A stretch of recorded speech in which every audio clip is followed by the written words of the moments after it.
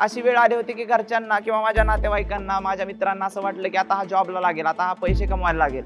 आता या टप्प्यावरती येऊन मी ते पैसे कमवावेत की मी जे स्वप्न बघितलंय ते पूर्ण करावं, हा माझ्यासाठी खूप मोठा प्रश्न होता. एक दोन मित्र ओळखीचे झाले होते, ते केटरिंगमध्ये काम करायचे. केटरिंग सर्व्हिसेस आपण ज्याला मराठी भाषेमध्ये किंवा आपल्या रोजच्या लँग्वेजमध्ये ज्याला वाढपी म्हणतो, तर वाढप्याचं काम सुरू केलं. की वडील होते, रोज गवंडी काम करायचे, पण अक्षरशः त्यांना मणक्याचा त्रास सुरू झाला आणि बघता बघता 10 ते 15 दिवसात माझे वडील झोपून, अगदी झोपून म्हणजे जागेवरती सगळं. रात्री 9 ते सकाळी 6 पर्यंत सिक्युरिटीमध्ये काम करायचो. सकाळी आल्यानंतर थोडंफार झोपायचो आणि दिवसभर पुन्हा अभ्यास. मागे फॉरेस्टचा इंटरव्ह्यू दिला होता, त्याचा रिझल्ट आला. आता कुठेतरी असं वाटायला लागलं होतं की आता मी अधिकारी बनेन, आज माझे बॅनर लागतील. आणि बघतोय तर काय, 1 मार्क्सने माझा फायनल रिझल्ट राहून गेलाय. 18 नोव्हेंबरला माझ्या वडिलांचा कॉल येतोय आणि वडील कॉलवरती म्हणतायत की माझी तब्येत खूप बिघडली, मी किती दिवस जगेल मला माहित नाही, मला दवाखान्यामध्ये घेऊन चल. वडिलांना फक्त एक शब्द दिला की आबा, तुम्ही माझ्यासाठी फक्त 3 महिने तग धरून राहा, जगून राहा.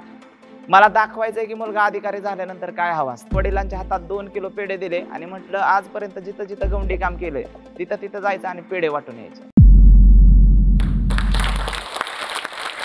आयुष्यामध्ये प्रत्येकाने एक स्वप्न पाहिलेलं असतं, अगदी मी सुद्धा पाहिलं, ते म्हणजे प्रशासकीय अधिकारी बनण्याचं. आणि आज मी तुमच्या समोर एक प्रशासकीय अधिकारी म्हणून उभा आहे. नमस्कार, मी नायब तहसीलदार प्रतीक मुकेश आढाव, राहणार गुणवरे, तालुका फलटण, जिल्हा सातारा. अगदी एक गवंड्याचा मुलगा ते नायब तहसीलदार या पदापर्यंतचा प्रवास सांगण्यासाठी जो जोश टॉकने मला इथं संधी दिली, त्याबद्दल मी सर्वात प्रथम त्यांचे आभार मानतो. अगदी सुरुवातीपासूनच सांगायचं झालं तर प्रत्येकाला एक आर्थिक आणि शैक्षणिक पार्श्वभूमी असते. अगदी मला सुद्धा होती. काय होती? आर्थिक पार्श्वभूमी विचाराल तर माझा ज्यावेळी जन्म झाला त्यावेळी माझं घर होतं 10 बाय 10चं. आज मी नायब तहसीलदार झालोय, आजही माझं तेच घर आहे 10 बाय 10चं. तर म्हणजे अगदी ते घर सुद्धा माझ्या नावावरती नाही, अगदी 1 फूटभर जमीन सुद्धा नाहीये. माझे वडील सुरुवातीला बिगारी काम करायचे, आज गवंडी काम करतात. ऍक्च्युअली करत होते. आई दुसऱ्याच्या शेतामध्ये जाऊन राबायची. अशी एकंदरीत शैक्षणिक आर्थिक पार्श्वभूमी. आता शैक्षणिक विचाराल, आई अगदी अंगठे बहादर, वडील 10वी शिकलेत. अशी शैक्षणिक पार्श्वभूमी असताना एखादा मुलगा इथपर्यंत पोहोचतोच कसा? ज्यावेळी मी झेडपीच्या शाळेमध्ये जायचो, पहिलीमध्ये पहिला नंबर, दुसरीमध्ये पहिला, तिसरीमध्ये पहिला नंबर येतो, हीच गोष्ट कुठेतरी मनाला भावणारी होती. आजपर्यंत नातेवाईकामध्ये, मित्रामध्ये पहिला नंबर आलेला कोणीच नव्हता. तर याचा हा शिक्षणामध्ये हुशार आहे या कारणास्तव मला माझ्या मामाच्या गावाला शाळेला पाठवलं. मान तालुक्यामधील वडजल हे माझ्या मामाचं गाव. तिथं शाळेला गेलो. अगदी 4थी पासून ते 10वी पर्यंत सुद्धा माझा पहिला नंबर येत गेला. 10वी मध्ये पहिला नंबर आला, 92% मार्क्स मिळाले. आता एवढे मार्क्स मिळाले असताना पुढे जाऊन काय करायचं हे सांगणारं सुद्धा कोणी नाहीये. काही जणांकडे गेलो, बऱ्याच जणांनी मला एक सांगितलं की बाबा तुझी आर्थिक परिस्थिती अशी तर तू ITI कर. आता ITI करावं का इथपर्यंत समजण्यापुरता तरी मी म्हणजे कॅपेबल होतो. मग पुन्हा जसं फ्लो सोबत जातात, ज्यांना चांगले मार्क्स मिळतात तो सायन्स घेतो, त्याच प्रवाहासोबत मी गेलो आणि सायन्सला ऍडमिशन घेतलं. सायन्सला ऍडमिशन घेताना सुद्धा एक PCM असतो, PCB असतो, असा ग्रुप सांगणारं सुद्धा कोणी नव्हतं. मग मनानेच PCM सिलेक्ट केला. मॅथ्समध्ये चांगले मार्क्स मिळाले होते तर आता आपण मॅथ्सने जाऊया म्हणून मॅथ्स सिलेक्ट केला आणि शिकायला लागलो. क्लास कल्चर असतं. अगदी मराठी माध्यमामधून ज्यावेळी आपण इंग्लिश माध्यमामध्ये येतो तर जो काय प्रॉब्लेम येतो, जसं की तुम्हाला 2चा वर्ग विचारला तर 4 पटकन सांगता येतं, पण जर 2 स्क्वेअर विचारला तर ते तुम्हाला सांगता येत नाही. माझ्यासोबत सुद्धा सेम तसंच झालं. मग आता 11वी मध्ये कसा बसा पास झालो. पुन्हा 12वी मध्ये चांगली मेहनत घेतली. 12वी मध्ये चांगले मार्क्स मिळाले, CET मध्ये चांगले मार्क्स मिळाले. आता 12वी पण पास झालो.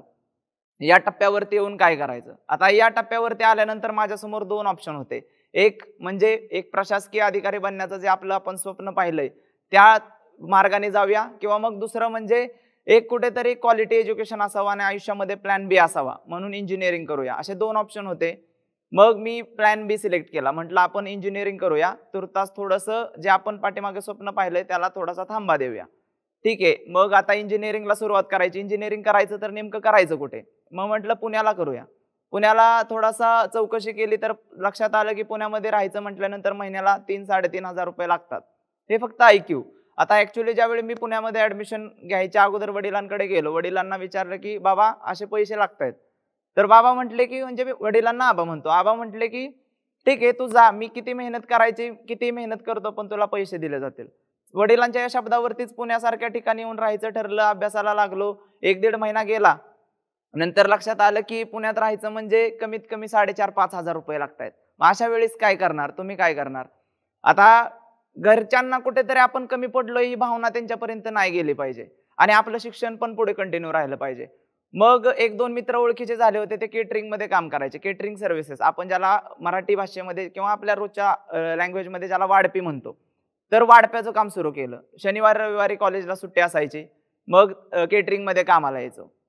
असं करत करत इंजिनिअरिंग सुरू. आता आपण बघतो इंजिनिअरिंग करत असताना बऱ्याचदा लॅपटॉप वगैरे अशा गॅजेट्सची मुलांना सवय असते, ते लागतात.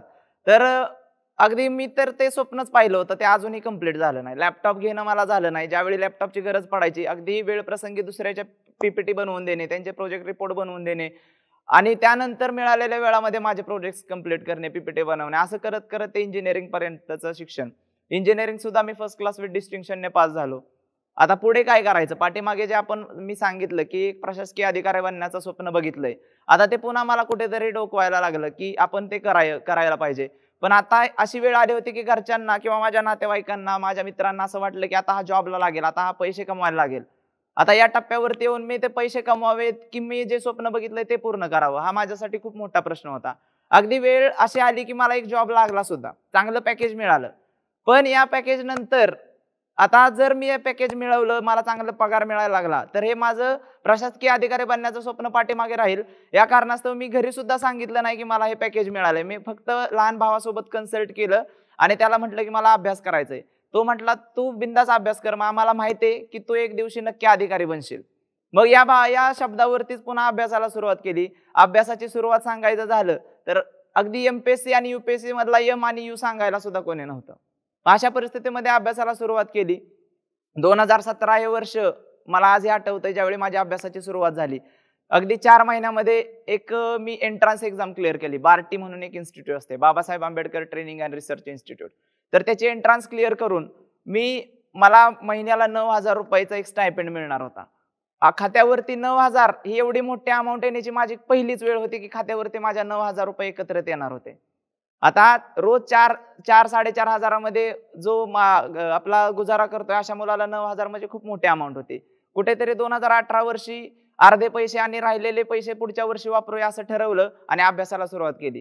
2018 वर्षी काही परीक्षा दिल्या, पण त्या मी क्लिअर होऊ शकलो नाही.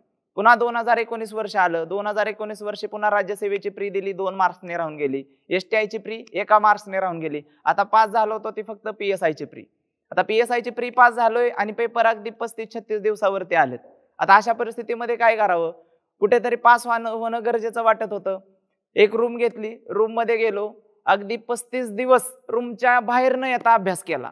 म्हणजे सूर्य कसला असतो ते सुद्धा मी बघितलं नाही. पीएसआयचं मेरिट लागलं. पीएसआयचं मेरिट लागलं 103, मला मार्क्स होते 130 आणि 27 मार्क्सची लीड घेऊन मी पीएसआयची परीक्षा पास झालो. लगेच पुढच्याच दिवशी, ज्या दिवशी माझा पीएसआयचा पेपर संपला, त्याच्या दुसऱ्या दिवशी फॉरेस्ट सर्व्हिसची एक परीक्षा दिली होती. त्याच्या प्रीचा रिझल्ट आला. 38 दिवसावरती मेन्स होती. पुन्हा रूम मध्ये गेलो. 38 दिवस न थकता अभ्यास केला. फॉरेस्ट सर्व्हिसच्या मेन्सचं मेरिट लागलं होतं 184, मला मार्क्स मिळाले 200. पुन्हा मी फॉरेस्ट सर्व्हिसची पण मेन्स क्लिअर केली होती. आता 2 इंटरव्ह्यू बाकी होते आणि 2020 वर्ष सुरुवात व्हायला. आता 2020 वर्षाची सुरुवात आपल्या सर्वांनाच माहिती आहे एवढी भयानक, म्हणजे ती झाली कोरोनाने. आता कोरोना आला, अभ्यास कुठेतरी थांबला आणि घरची जी परिस्थिती होती अगदीच बेताची, ती अजूनच बिघडायला लागली. कारण असं की वडील होते, रोज गवंडी काम करायचे, पण अक्षरशः त्यांना मणक्याचा त्रास सुरू झाला आणि बघता बघता 10 ते 15 दिवसात माझे वडील अगदी झोपून म्हणजे जागेवरती सगळं. आई त्यांच्या सेवेसाठी घरी. लहान भाऊ होता, तो अजून जॉबला लागलाच होता 1-2 महिन्यापूर्वी, तो घरी. आणि लॉकडाऊनमुळे मी सुद्धा घरी.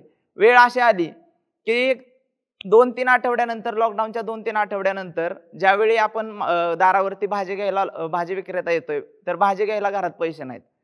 घरच्या आईला म्हटलं की शेजारी चुलत्याकडून घे. चुलत्याकडून अगोदरच उसने घेऊन झालेत. शेजाऱ्याकडून घे, याच्याकडून उसने घेऊन झालेत. आता शेजारचे देणारे संपले होते, नातेवाईकांपैकी संपले होते. मग आता अशा परिस्थितीमध्ये एक मोठा मुलगा म्हणून माझं काय कर्तव्य? तर कुठेतरी ठरवलं की आपण काम केलं पाहिजे. आता लॉकडाऊन आहे, लॉकडाऊन मध्ये काय काम करणार? ऍज अ मेकॅनिकल इंजिनियर काम करता येत नव्हतं. मग दुसरं काय काम आहे? तर अगोदरपासूनच गवंड्याची आणि बिगारीची घराला पार्श्वभूमी होती. म्हटलं आपण बिगाऱ्याचं काम करायचं. 2-3 भाऊ गवंडे होते. अख्ख्या लॉकडाऊन मध्ये बिगारी काम करत होतो. संपूर्ण लॉकडाऊन संपलं, पहिली लाट गेली. आता पहिली लाट गेल्यानंतर पुन्हा एक्झामचं रिशेड्यूल झाल्या होत्या. जे पाठीमागे काही एक्झाम दिल्या होत्या त्याचे इंटरव्ह्यू होते. फॉरेस्ट सर्व्हिसचा इंटरव्ह्यू दिला, पण पुढील काही एससीबीसी आरक्षणामुळे त्याचा फायनल रिझल्ट पेंडिंग होता. आता अभ्यास करायचा आहे, पुन्हा एक्झाम तर रिशेड्यूल झालेत म्हणून बारामतीमध्ये गेलो. बारामतीमध्ये अभ्यासाला सुरुवात झाली. आता अभ्यासाला सुरुवात झाली, चांगला अभ्यास होतोय, पण नेमकं आता पैसे कुठून येणार? घरची परिस्थिती तर बदलली नव्हती, वडिलांची तब्येत अजूनच खालावत चालली होती. मग आता पुन्हा असं ठरवलं की या टप्प्यावरती येऊन पण काम केलं पाहिजे. पण या टप्प्यावरती येऊन केटरिंगचं काम करू शकत नव्हतो, पुन्हा बिगाऱ्याचं काम करता येत नव्हतं. मग आता एक काम माझ्या डोळ्यासमोर आलं, ते म्हणजे सिक्युरिटीचं. आता सिक्युरिटीचं काम असं असतं की वेळ मिळतो, अभ्यासाला वेळ मिळतो आणि जास्त अंग मेहनत करावी लागत नाही. मग म्हटलं ठीक आहे, आपण हेच काम करूया. 2-3 ठिकाणी सिक्युरिटीच्या कामासाठी विचारायला गेलो, पण वेळ अशी की मला शिक्षण विचारलं तर मेकॅनिकल इंजिनिअरिंग सांगितलं तर कोणी काम द्यायला तयार नाही. अगदी ज्यावेळी एखाद्या शिफारस घेऊन जावी लागली, मला सिक्युरिटीचं काम लागावं म्हणून मला शिफारस घेऊन जावं लागलं आणि त्या शिफारशीच्या जोरावरती मला सिक्युरिटीमध्ये काम मिळालं. रात्री 9 ते सकाळी 6 अशी मी स्वतः ड्युटी मागून घेतली, की म्हटलं सर मला रात्रीचा अभ्यास करता येतो, माझा जागायचा स्टॅमिना आहे, मला रात्रीचं काम द्या. तर त्यांनी माझी त्या विनंतीला मान देऊन मला रात्रीचं काम दिलं. मी रात्री 9 ते सकाळी 6 पर्यंत सिक्युरिटीमध्ये काम करायचो. सकाळी आल्यानंतर थोडंफार झोपायचो आणि दिवसभर पुन्हा अभ्यास. असं एकंदरीत तो प्रवास सुरू होता.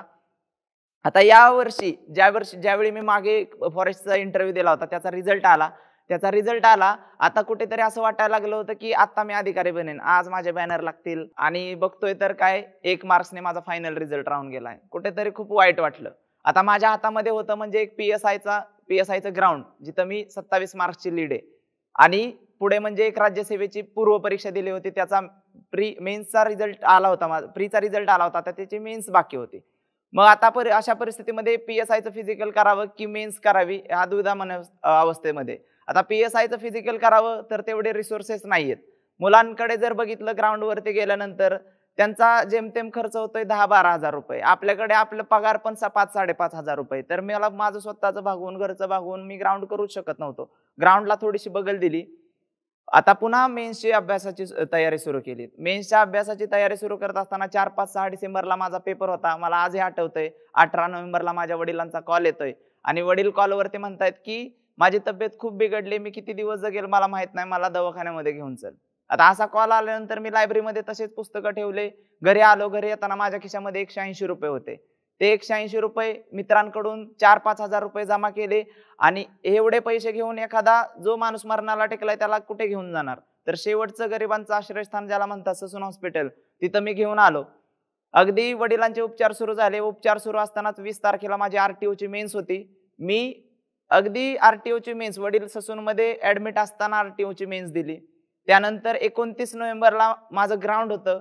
मी 29 नोव्हेंबरला कोल्हापूर येथे हजर पाहिजे होतो, पण मी त्या दिवशी सुद्धा वडिलांसोबत दवाखान्यामध्ये होतो.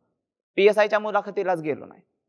त्यानंतर 4-5-6 डिसेंबरला परीक्षा आहे आणि मला 2 डिसेंबरला माझ्या वडिलांना डिस्चार्ज मिळतोय. मी घरी येतो, वडिलांना ठेवतो. 3 तारखेला पुन्हा पुण्यात येतोय आणि 4-5-6 तारखेला परीक्षा देतोय. काय मनस्थिती असेल? तर अशा मनस्थितीमध्ये सुद्धा आई वडिलांचा चेहरा डोळ्यासमोर होता. आपण 3 वर्ष जी मेहनत घेतली, आपल्या लोकांच्या ज्या आपल्याकडून अपेक्षा आहेत ते पूर्ण करण्याची हीच वेळ आहे, हे कुठेतरी मनामध्ये ठरवलं. परीक्षेला आलो. 4-5-6 तारखेला परीक्षा दिली आणि 10 ते 15 दिवसानंतर मला माझे मार्क्स समजले. पहिली आन्सर की आली. मार्क्स एवढे होते की कुठेतरी फायनल झालं होतं की मला आता पोस्ट मिळून जाईल. घरी गेलो. वडिलांना फक्त एक शब्द दिला की आबा तुम्ही माझ्यासाठी फक्त 3 महिने तग धरून राहा, जगून राहा. मला दाखवायचंय की मुलगा अधिकारी झाल्यानंतर काय हवं असते.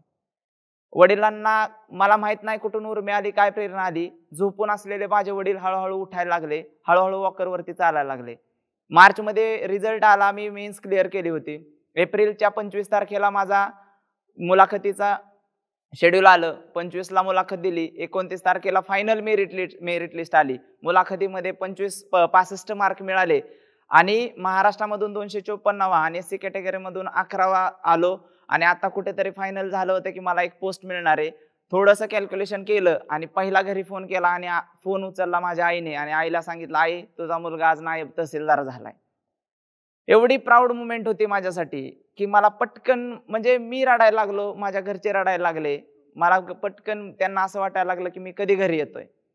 घरी गेलो. घरी मला जायला रात्रीचे 11 वाजले. 11 वाजता जाऊन बघतोय काय तर माझ्यासाठी रात्रीच्या 11 वाजता जवळपास 250 ते 300 लोक माझ्या स्वागतासाठी उभे आहेत. एवढे लोक कधीच माझ्या गावात एकत्र जमले नव्हते. आज कुठेतरी एवढ्या मेहनत केलेल्या कष्टाचं यश मिळालंय असं मला वाटायला लागलं.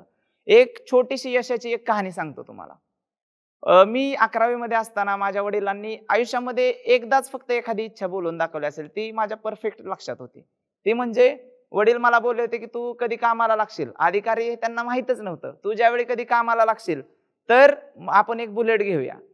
माझा रिझल्ट लागला आणि दुसऱ्याच दिवशी बुलेटची किंमत खूप आहे, पण मी 80,000 रुपये इकडून तिकडून जमवले, 80,000 डाऊन पेमेंट भरलं आणि रिझल्टच्या दुसऱ्याच दिवशी नवीन कोरी बुलेट घेतली, वडिलांच्या समोर लावली. वडिलांना बसता येत नव्हतं, पण चुलत्याच्या हातामध्ये चावी दिली. वडिलांना कसं बसं बसवलं. वडिलांच्या हातात 2 किलो पेढे दिले आणि म्हटलं आजपर्यंत जिथं जिथं गवंडी काम केलंय तिथं तिथं जायचं आणि पेढे वाटून यायचे. तर हे असतं यश. कधी मिळतं? ज्यावेळी तुम्ही तुमची मेहनत, तुमची जिद्द एका टप्प्यापर्यंत घेऊन जाल.